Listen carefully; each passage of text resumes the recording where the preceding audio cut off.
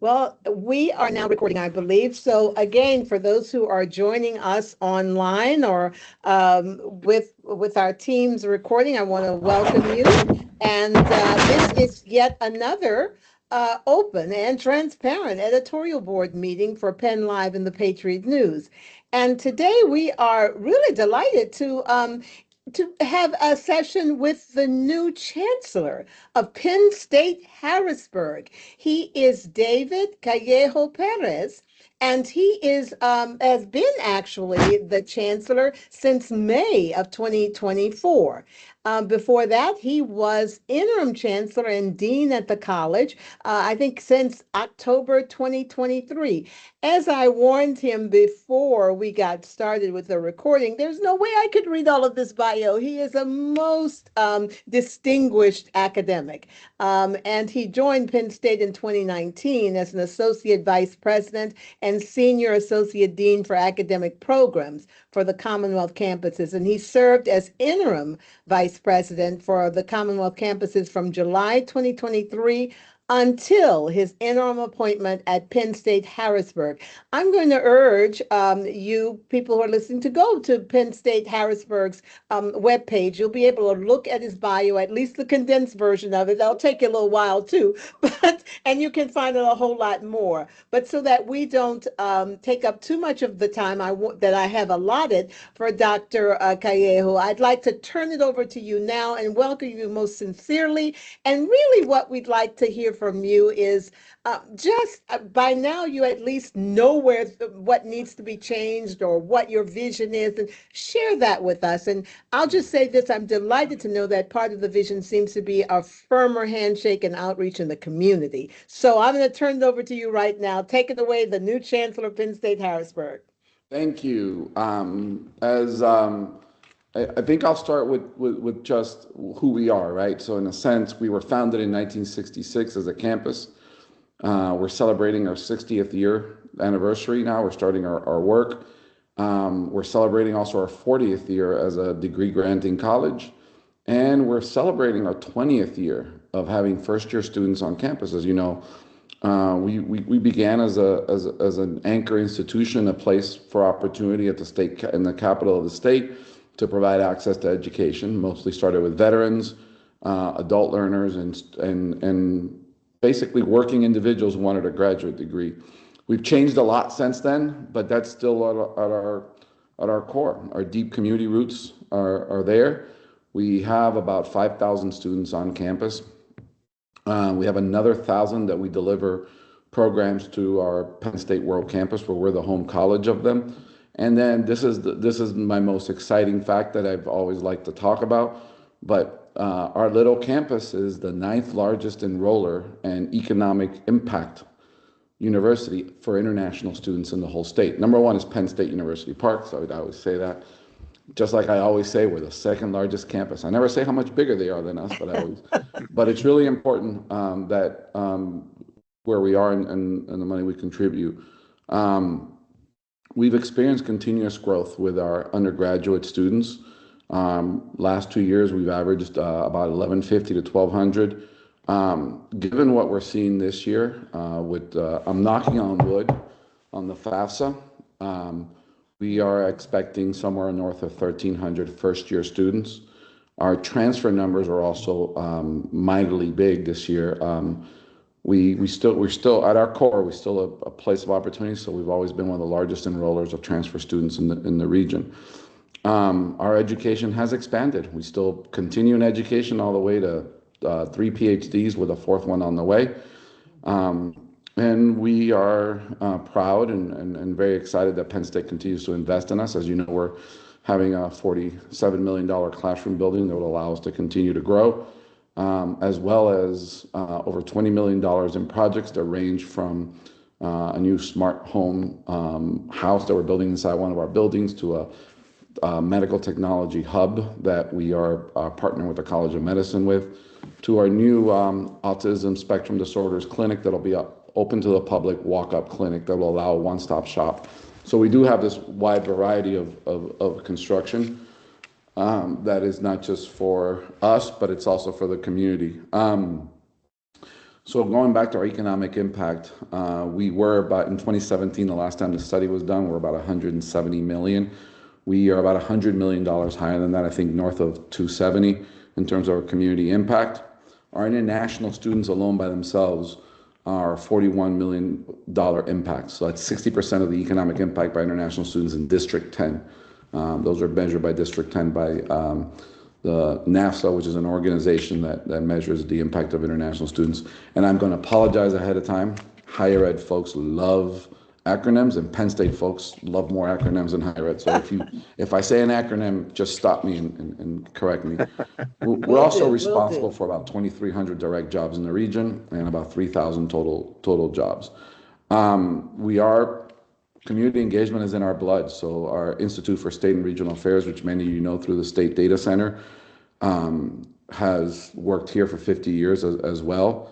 As I spoke a little bit about the Smart Medical Hub, it's a really interesting concept and idea that we're going to partner with the College of Medicine and with CREDIC, the Capital Area Economic Development Corporation, because our goal is to really reinvest in what the state has called Keystone innovation zones, right? For startups are from 0 to 8 years, and our focus is going to be on medical technology and health. And part of that is tied also to our Smart Home Initiative, which is also tied to our growing health programs, which is at the core has this idea of aging in place, right? We have one of the oldest housing stocks. We have an aging population. So how do we make that better? How do we work with the College of Med, which we're 5 miles apart? And so that's been our kind of our core. And our latest center and institute is the statewide, we call it the Pennsylvania Latino Data Research Center, which is housed in our Institute for Regional and State Affairs. And why is that important? It's one of our fastest growing populations, and it allows us to collect data, to provide data from everyone from health service providers to businesses looking to do work. And I think that's an exciting place. We host a lot of events. We're hosting more events than not. We run everything from this week. We're hosting 2 events from our Holocaust series, which is sponsored by our Center for Jewish and Holocaust Studies. We're very involved with the TMI project. We're also very involved with the Susquehanna project, and our psych faculty has really become engaged in providing support for our growing immigrant community in the region, which is, for me, it's very important. I came to the U.S. from Cuba, so to me, that's always been an important part. I went to a school, Florida International University, which Penn State reminds me a lot of Harrisburg, which is an opportunity, and it changed the lives of our family. So our continuing education is another area that we've expanded. And when I got to Harrisburg, I said we need to be more in the continuing education space. We are partnering with Penn State Health on an EMT program to increase the number of EMTs. We're also partnering with, believe it or not, Thaddeus Stevens to work on I hope I don't get this wrong, it's medical surgical tech sterilization technician. So one of the things that we struggle with is finding that population to phlebotomy. And we're actually growing our program right at Tech Centro, which is right in Harrisburg, and we're really looking to expand that space. And so our students volunteer a lot in the community. One of the things that made me excited about Harrisburg, and I think we're reinvigorating, is we're going to seek an accreditation from Carnegie called the Leadership for the Public Good. We began at our core, spending a lot of time working with government in the region. And I think we're revitalizing that space. So some other important pieces, and I'm going to run through these quick because I love questions, but over 50% of our incoming students come from outside of Pennsylvania, right? Which is great. 17% of our students are international. But here's the really interesting part. We do an analysis, 1 year out, 5 year out, 10 year out. 1 year out analysis. Since 2001, 78% of our graduates have remained within the state. And the number is harder to find within the region, but that's been an important piece. The numbers you're giving us, these are for Penn State Harrisburg, not? These are for Penn State Harrisburg. And Joyce, I can send you the link from Penn State tracks these, so these are publicly available, so you can see it. You can even actually track it by major. And we have it all available publicly at Penn State Harrisburg. So 2 recent examples have been our nursing. One of we have a post-baccalaureate nursing, which is 18 months program. So it's people who have degrees who want to go into nursing. Believe it or not, our passing rate is 100%. It's 98.8, but we can round up. So why is that important? Because every 18 months we're able to graduate someone in nursing, which is a critical shortage area. And so the question I asked is, what's the best thing we could do? And so one of the things I said is, we need to increase the number of graduates. 4-year nursing takes 4 years. Post-baccalaureate takes 18 months. So one of the things we did is we put substantial dollars into our nursing suite. We want to double the space because we admit 48 students per cohort to 96 students per cohort. So we're hiring more nursing faculty. We're partnering with Penn State Health. We work with all the medical systems, but Penn State Health is our primary partner. The other piece that really came to us, Harrisburg Public was the first one to bring it up to us, was we need more teachers around special education and ESL in the classroom. Takes a long time to go to, once again, 4 years. So we went to Pennsylvania Department of Ed, and we're able to create a certificate program that anybody with a degree can apply for. Our number started 2 years ago with 20 students. This year we're at 78. I think we're hoping to get to 100. So they have a degree, they're working in the schools, and they're able to get a certificate within 18 months. We also have a federal grant, NOISE grant, which is from National Science Foundation, that pays tuition for students who want to work in math. And we have about 3 to 5 students a year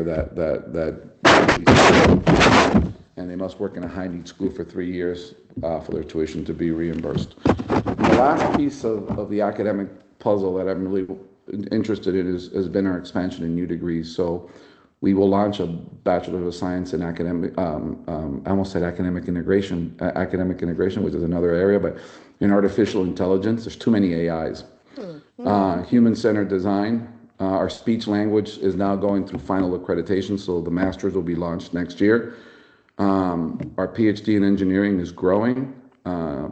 And then the other one that I'm very proud of is we are looking in 27 to launch a PhD in clinical psychology. Our master's program is bursting at the seams, and we all know the critical shortage area. And what that allows us to do is partner with the Pollock Center for Addiction that's housed at our campus that does a variety of training for health professionals to police. And so our focus is going to be on addiction and family therapy, because our goal is to partner with the psychiatric program at Penn State Health and with the community to reduce the number of folks who need help. And we're good at identifying and we're good at treating at the end, but that middle is an area that we're focused. And that's why that autism clinic with the speech language clinic is going to be so crucial. And right next to that, we're also going to be our psych clinic. And the goal is to have it open to the public. It's all staffed by our students under the guidance of our faculty who have licenses, but it provides a service that's badly needed in this region. We're also proud that we will be the third Osher Life Learning Institute campus for Penn State, York, and University Park. So our OLLI program's launching with a very cool twist. We're going to offer our program in intergenerational classes. So we'll have our students taking credits with OLLI participants. Why is that important? Once again, remember I started with aging in place and the idea of rethinking a lot of this work. And that's just one of the many programs that that we're working with. We're also very engaged in our students. We've invested heavily in what we call affinity counseling. So we have mental health counselors on campus for our students. Got to remember, these students were in high school, middle school, and elementary school during the pandemic, so they're still experiencing many of these issues. We housed many of them on campus. About 3,700 of our students live within a mile and a half of campus, which is really cool. So it's really residential. So what we found is that our student athletes like to go to someone, a point of contact. Our international students, the same. Students who experience sexual violence also like to go to someone that's an expert. And so what we've done is we found that students gravitate to these affinity counselors. So it allows us to identify problems earlier, work with the students, and really maintain them in school, keep them in school, get them to graduate. We're also really proud of, it's our 10th anniversary of our career studies program, which provides some credit programs and a work experience for students who are identified and with we usually identify those students at home. We work with their families. They usually have with the state, partner with the state, learning disability, severe. And so what we found is, in fact, we employed two of them.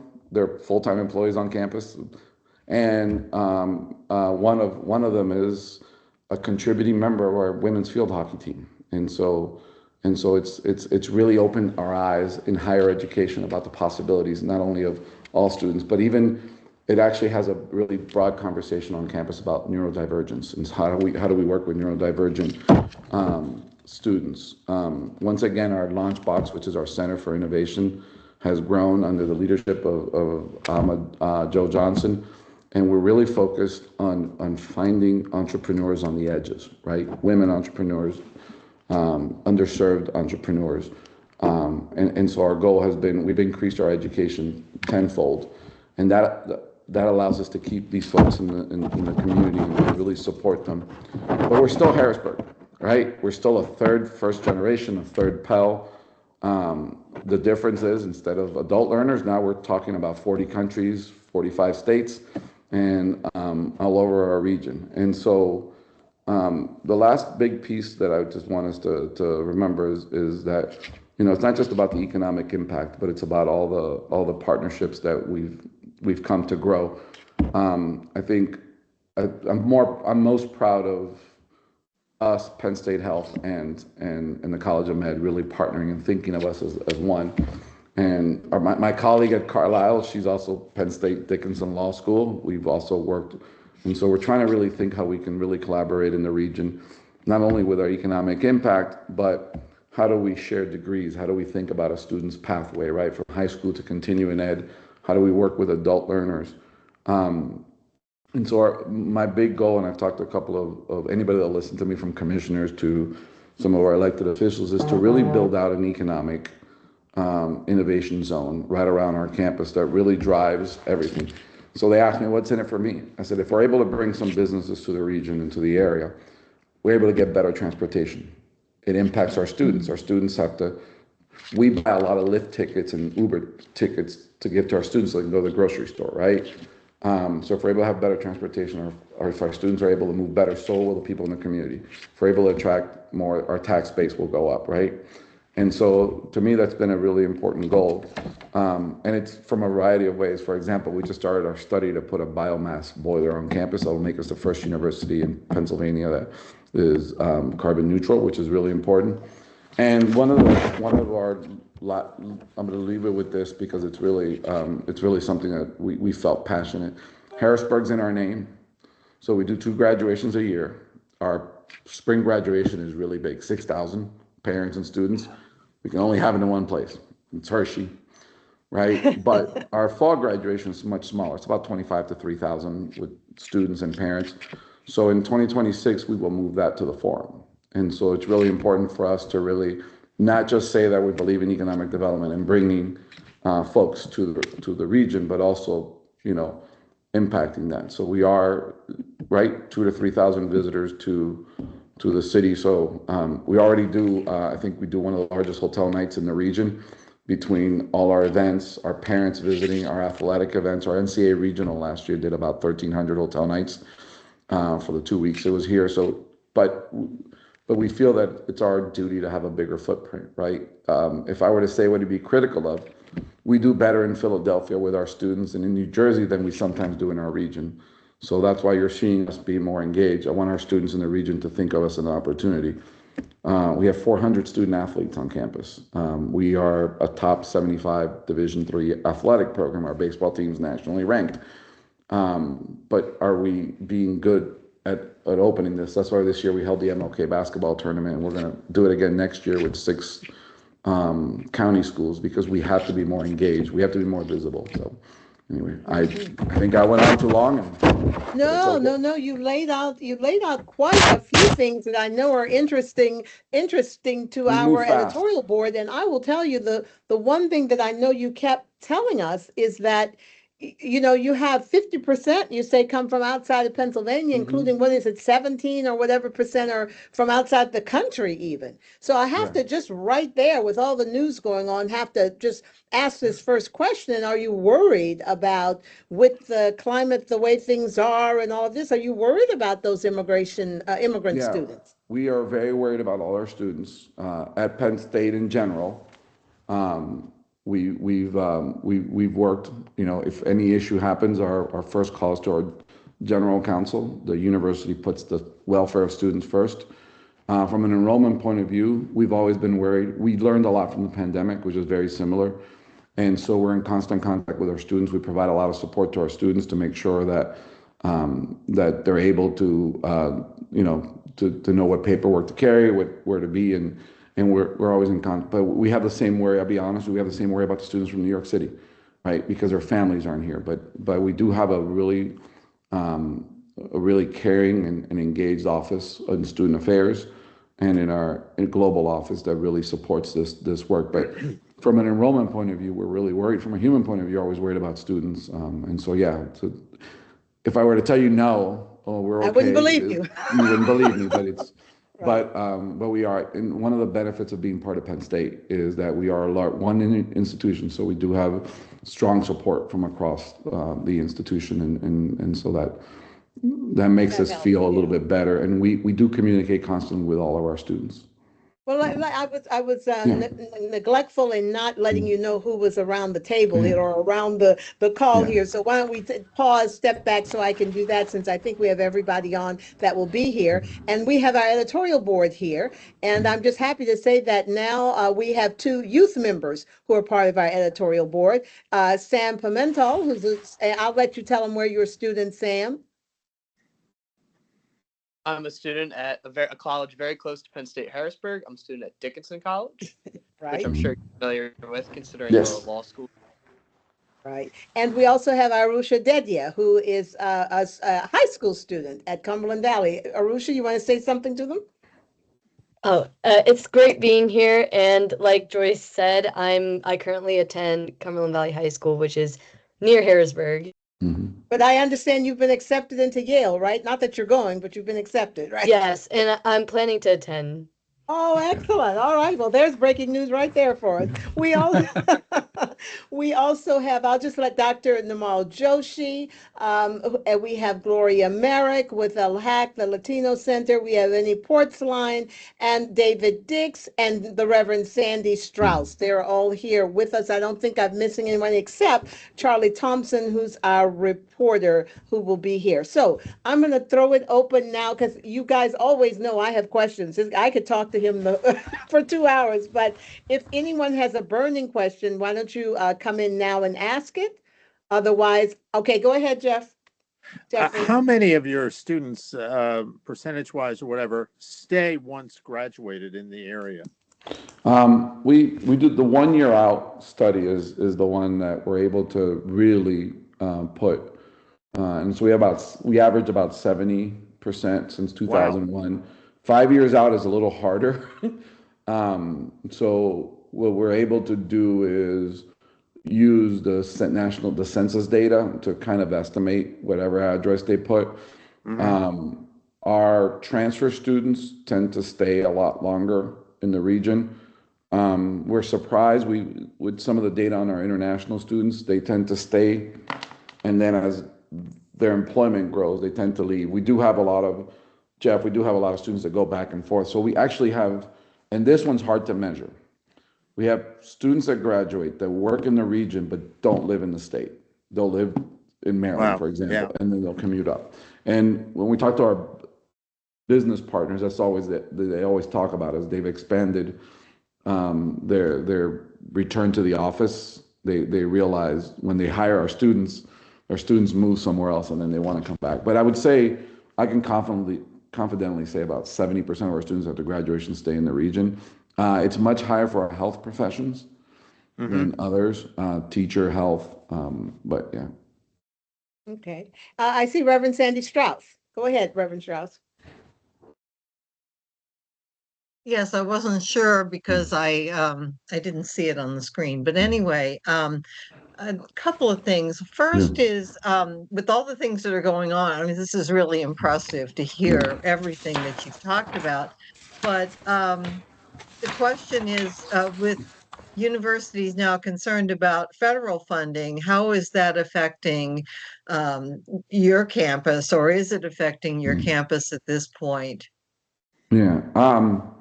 I think, Penn State has said, and we continue to believe that we'll continue our mission of discovery and research. We are part of a larger entity once again, so we're thankful that our vice president's office provides guidance. We have regular meetings. We look at all our funding, and we do, even at Harrisburg, one of the things we did this last week, I did this last week, is do some contingency for, we have funded graduate students and some tech staff, and what would occur if some of the grants were to, how would we work with that? But the great thing is that we have constant communication. So as an institution, yes, we're constantly looking at that, and I think it's probably very different for a medical school than it is for us. So, we have a more funding sources, but for Penn State Harrisburg, it's really been important for us to look at. A lot of our work is also with the state, so it's not just us that's impacted, it's also the state would be impacted as well. So in that space, we pay a lot of attention to that as well, yeah. But yes, we're thinking about it all the time. Yeah, I'm sure Just to you follow are. up on that, at this point, nothing is threatened, no programs or, okay, excellent. No, not that we know of, yeah. And the other question I had was, you talked about in terms of the counseling, the affinity group work that you're doing and all of that. Is there anything, as someone who's an ordained minister, is there anything going on in the spiritual front, chaplains or some kind of support for students on that basis? Yeah, and Sandy, I think you were, when we did the WTIF film on campus, I think were you there? I don't think so, but Pittsburgh Tree of Life. So we do. I did some work around it, but no, I wasn't there on campus. So we do have, in fact, we have about 26 spiritual clubs. And so they work directly with the Archdiocese, they'll work directly with a religious leader in different areas as well. Our student engagement office does a really nice job of also connecting our students who are not from the region to local communities. Our community around Middletown's been really good. We have a couple of faculty in health and human development and that do a really nice job of bringing into campus some of the local communities and some of the local religious leaders to really connect with the students. Sometimes the students just want to have a place. And since we have so many out-of-state international students during the break, we have a lot of students that stay on campus. So we've had a good relationship with some of the institutions in Middletown that have provided support. But yes, we do have, in fact, two of our larger student organizations are faith-based. So it's the whole student we're taking care of, right? Yeah, so. Okay. Are you done, Reverend Strauss? Is that what you? Okay. How about David Dix?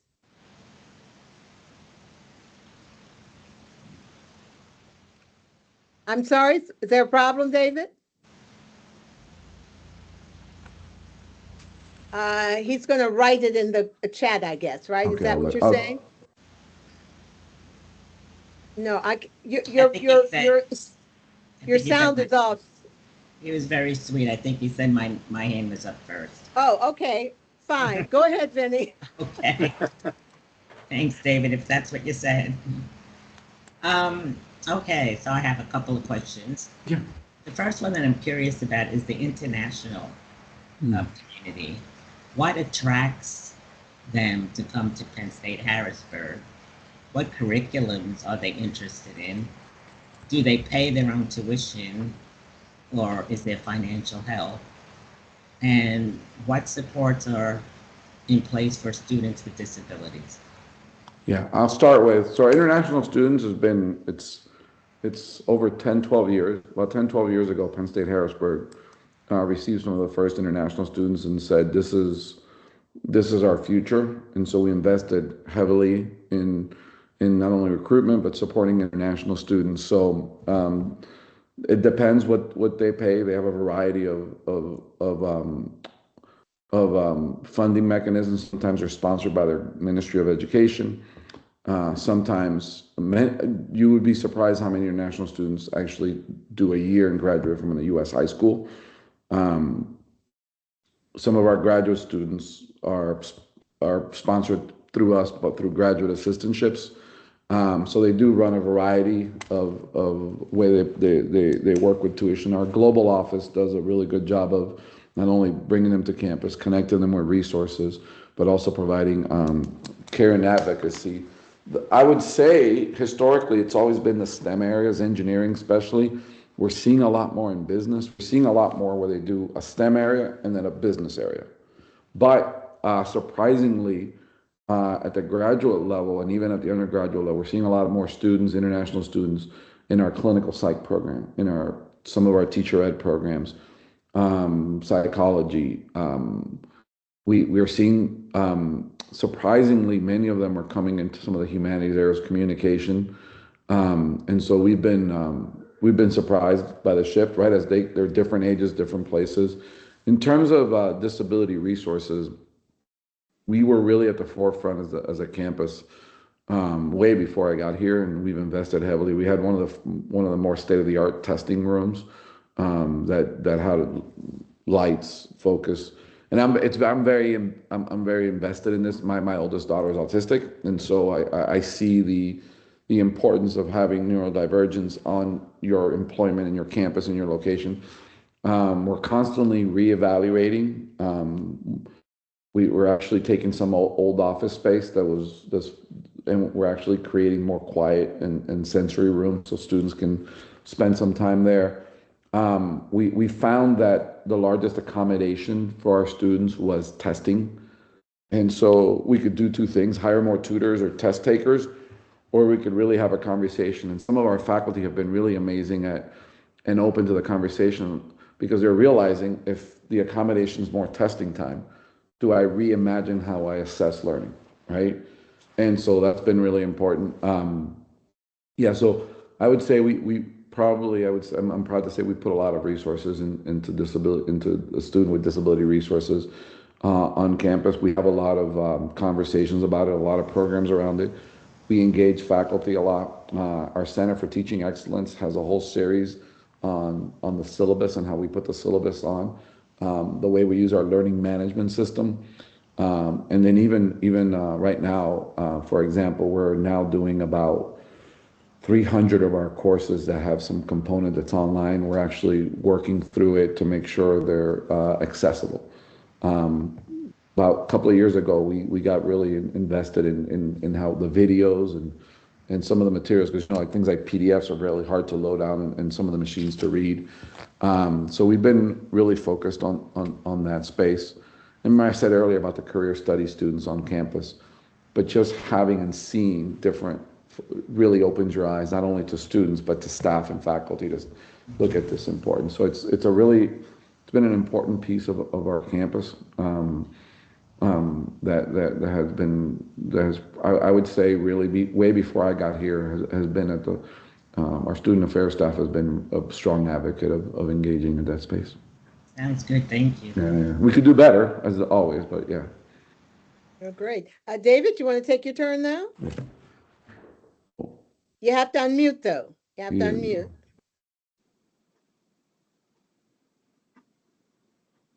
Nope.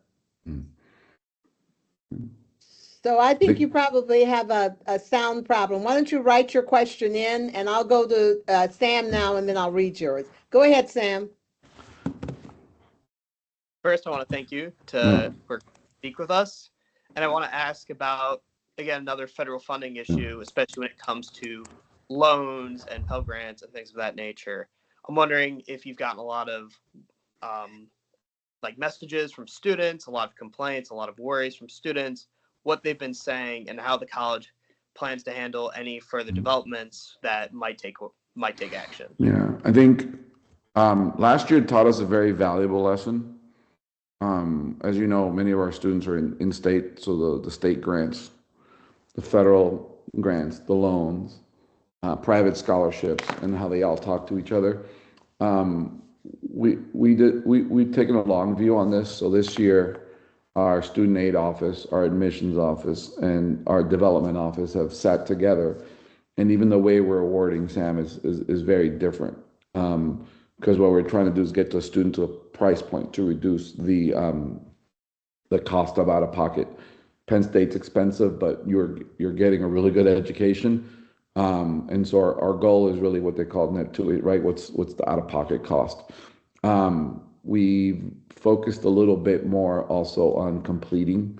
So what we find sometimes is families and students really prepare for the first 2 years, right? And then that third and fourth year hits.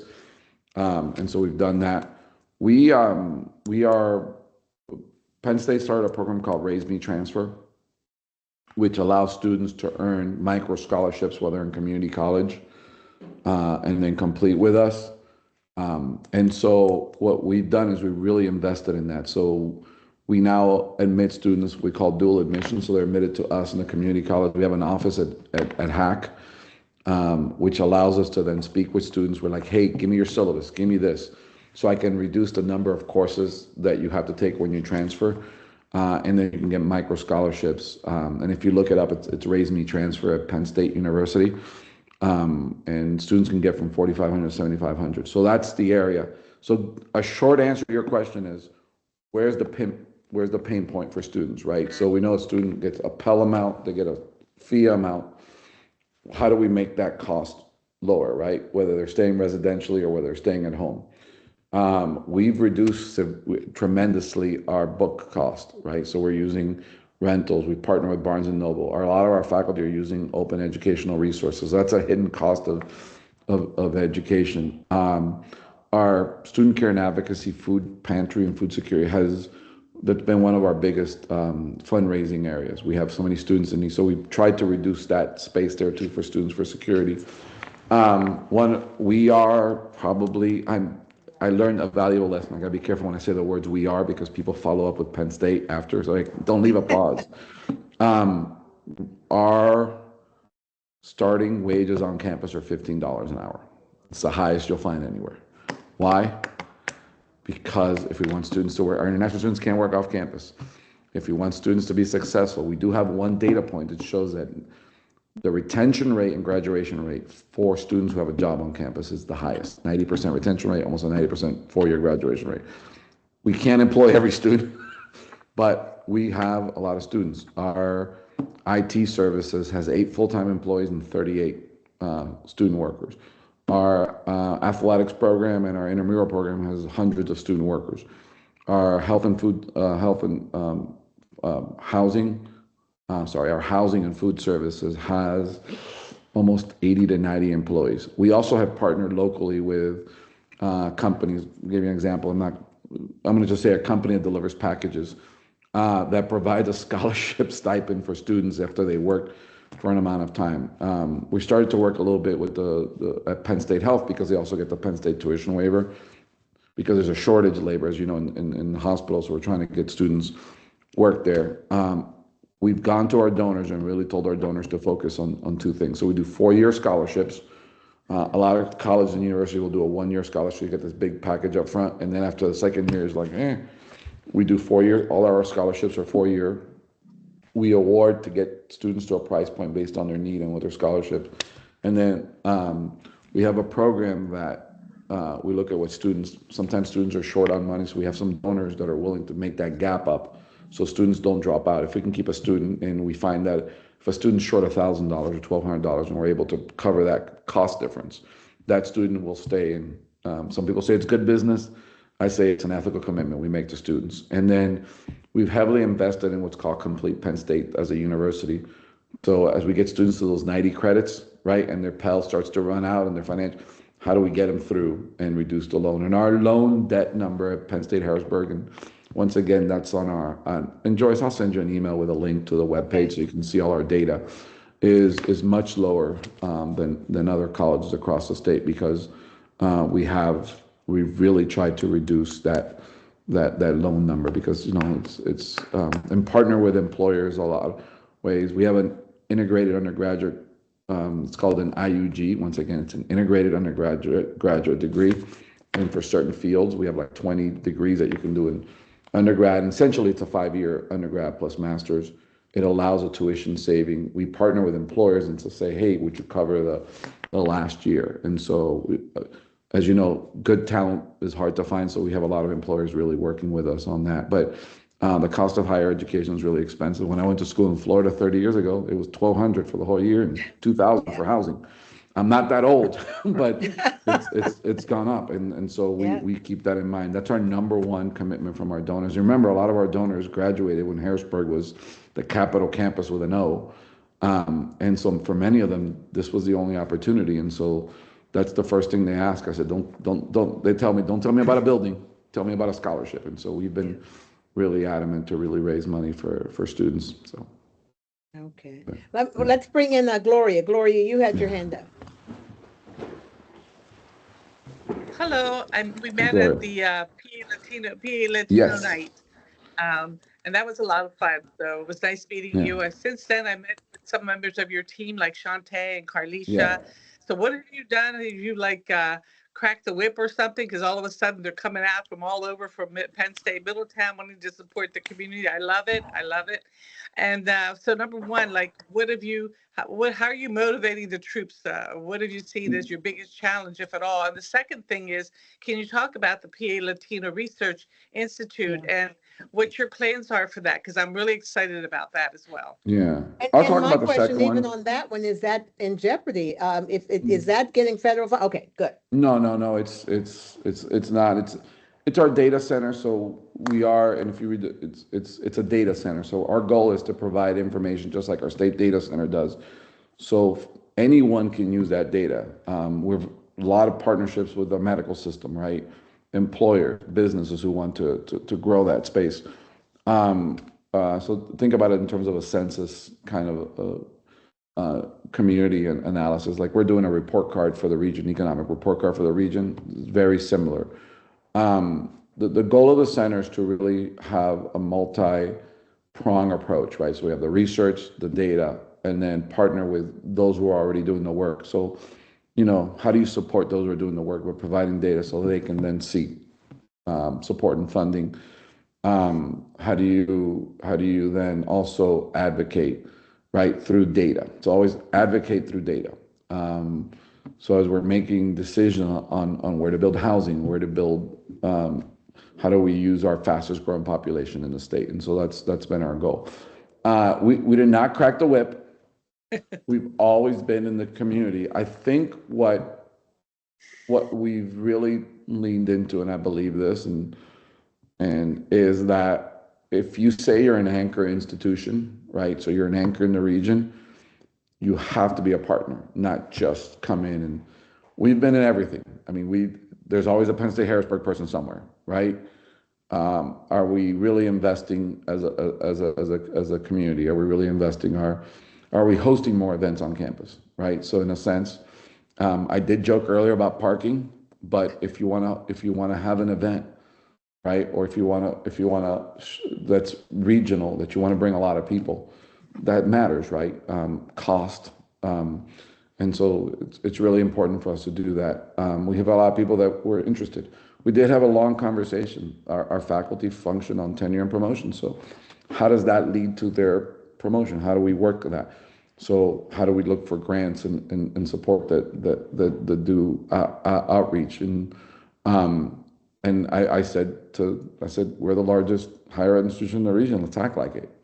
And so we have to be out there and we have to be more engaged.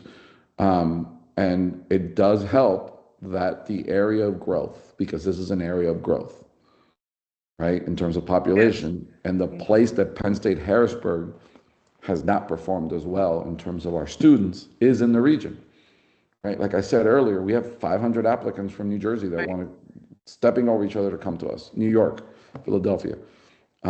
This year, Cumberland Valley, we're now starting to see that.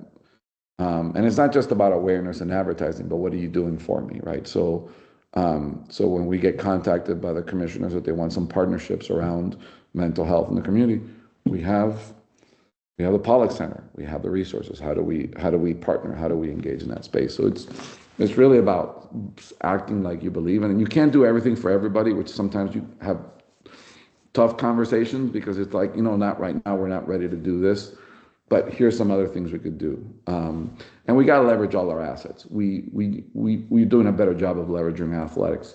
Why is athletics important?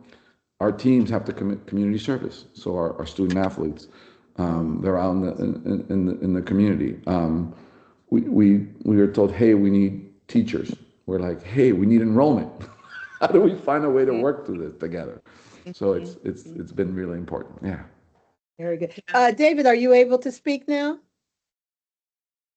No. Did he put it in the chat? I think your microphone isn't. So again, if you type it in, I'll read it for you. I'll follow up. I don't know if Charlie has anything, but there's one tough question I want to ask. I give mean, me two tough questions. When I was a young lady, the college campuses were places to protest. I mean, that's what we did. We got out and we screamed and we yelled. What do you mean was? And what do you mean no longer young, right? But really, I mean, we're seeing that the college campuses they're being shut down. I mean, people are afraid to allow expression. So I'm wondering, is that impacting you at Penn State, either main campus or in Harrisburg? Are you worried that your students will say something wrong? Yeah, no, I'm not. They're gonna say something wrong. That's okay. That's why they're students, and they're gonna live their passion. I will say that at Penn State overall, our policy has always been about the First Amendment. So we've held on the same day on our campus, we held one group that was pro something and one group that was anti something on two sides of the campus. We've had controversial speakers. Our students have had controversial conversations. We host. You would be surprised at our April lineup. You could see it. We ask that you be civil. If it's an external event, if it's a student event, we treat it differently. We meet with we speak a lot to our students and we meet a lot with them. And this is, I'm speaking for Harrisburg. We're 5,000 of us. University Park is much bigger, but Penn State has always, and you see it in all our statements, that we value the First Amendment, and at our core, that's what matters. And so we always, when community members want to put in an event, when students want to put it, here's what you have to do, here's what the rules are. We manage where it occurs on campus, because sometimes it's not the right place, but I think I'm proud of our students have been, and they've been in my office repeatedly, all across the board. And that's okay, because I think part of when you get in trouble, if you don't speak to the students, you have to speak to the students and talk to the community. Our faculty are really great too at providing spaces in the classroom. And our student affairs staff has been really good at providing student spaces that are private for them to voice these concerns. And they're like, hey, the students are really concerned about this over here. And so we try. We haven't, it doesn't mean that it won't happen or it will. I think we really invested in the voter turnout, right? Not one way, it was registering people to vote on campus. And students came to me and said, this is an important thing. So we covered the cost of vans and lift tickets so they can go vote, because, students can vote in the precinct. So didn't make news on it, didn't put it out, but it's, if you notice, we celebrate our students across the board, and sometimes we'll get calls sometimes, and we speak with people. So the other part is when you do get that call from the community that says, hey, why did you host that event? Have a conversation about it and say why. And so, but yeah, but it's First Amendment, right? It's right. Yeah. So. Well, Jeffrey, I want to let Charlie come in, but go ahead with your question quickly. Yeah, just Pennsylvania is blessed with colleges. We have them all over the place. Are you? Does Penn State and Harrisburg get involved in any collective actions with any of the other colleges, not just in central Pennsylvania, but around Pennsylvania itself? Can you tell me what collective actions are, so I can tell you? Well, if you all favor some particular thing, whether it's legislative in the state legislature or whether it's it in Congress, or whether it's just something that you feel colleges should be involved in the private sector. I mean, I'm a graduate of Franklin and Marshall, and of course, down the road here is Dickinson, and on and on and on we go with a whole list of colleges. And I was just curious if there's any collective thing that you guys get involved with. Yeah.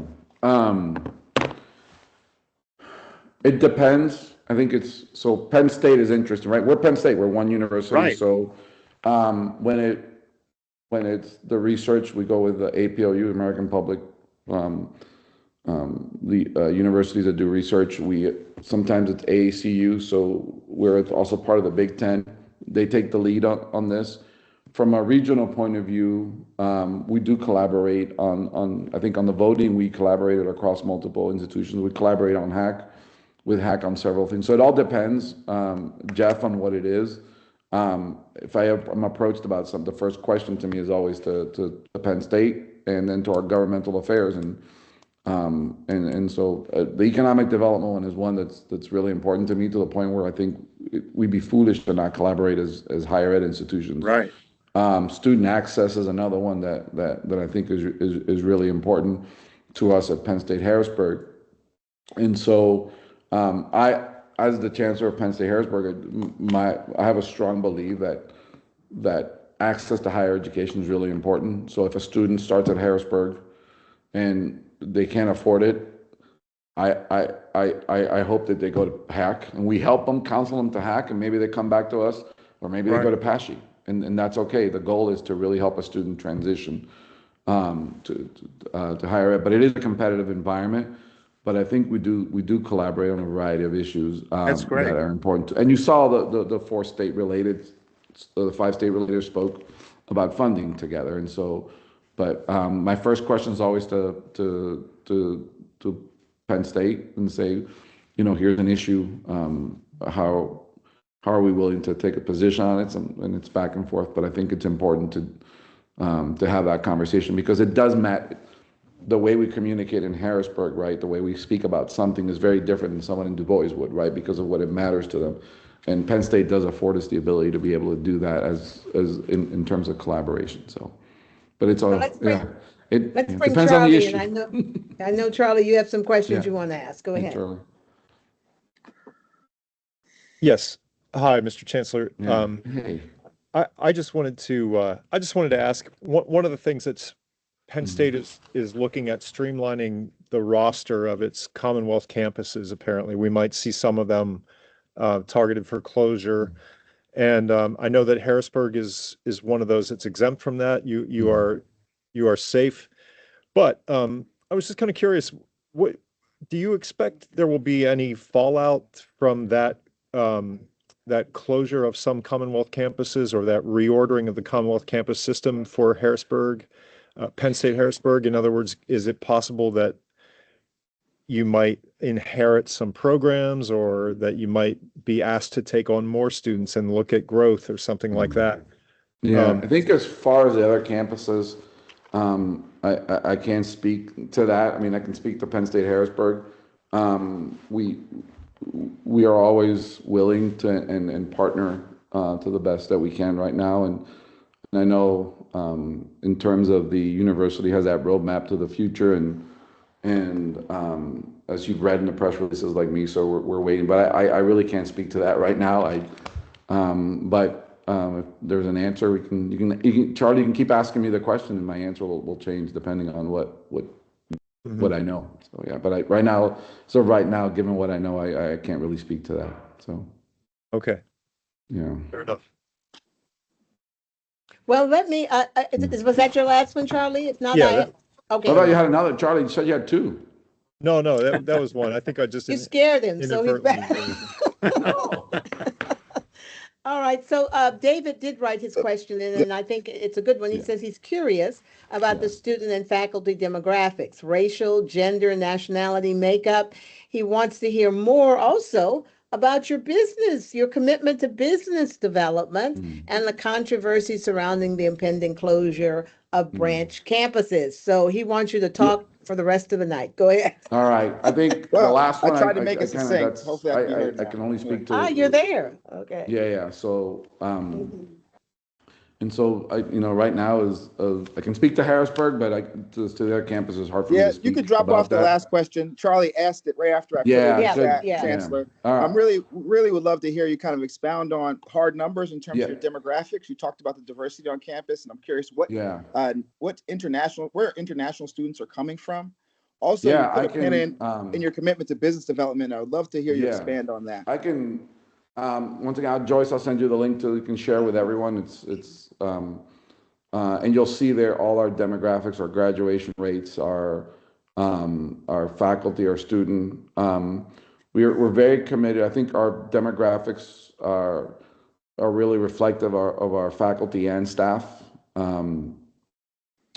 We have as many international. We have a lot of international faculty. We have a lot of diverse faculty from very different backgrounds. Our goal has always been historically to be representative of our campus, and so that'll be reflected there. And you'll see our data, and it speaks very clearly to that. I will say that in terms of the kind of the demographics, what we see is we do see David, I think we see an interesting. We hire, right? And then people retire and then you hire again. So from an age point of view, you're seeing every 15 or 20 years, we do turn over a lot.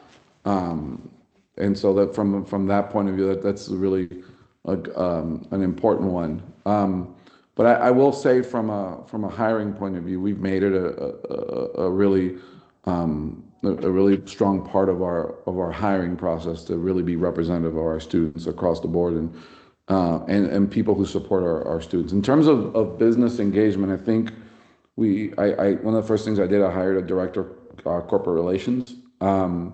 We did talk to our School of Business faculty and staff and said, what's our relationship to the larger business community across the board, nonprofits, business? How does Harrisburg once again become the place where we go to for economic development, economic summit? And that's why we partner with the governor on the permit accelerator that we ran around design thinking, because we thought that what are we good at? That's what we're good at. We've seen this tech space, David, that you have Philadelphia and Pittsburgh, right?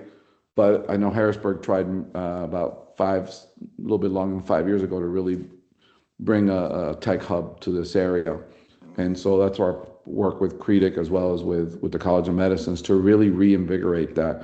So we can start small and building it out, because we do have a lot of businesses that are in the region that do that. So we've really tried to lean in on the signal integrity aspect, which is a Center for Signal Integrity, on our multinational partnerships. And what our Director of Corporate Relations and our Innovation Center have done is really bring people to campus to really talk through this. We could do a better job. I think I'm trying to get us to that point where we're the destination for this. But in order to do that, you have to reach out. We have seen our corporate engagement jump over the last, I think, year. Part of that is we realize, like, can we meet 100 people, or do we apply for a labor and industry grant that offers something that then allows those businesses to connect with us, right? How do we support small businesses?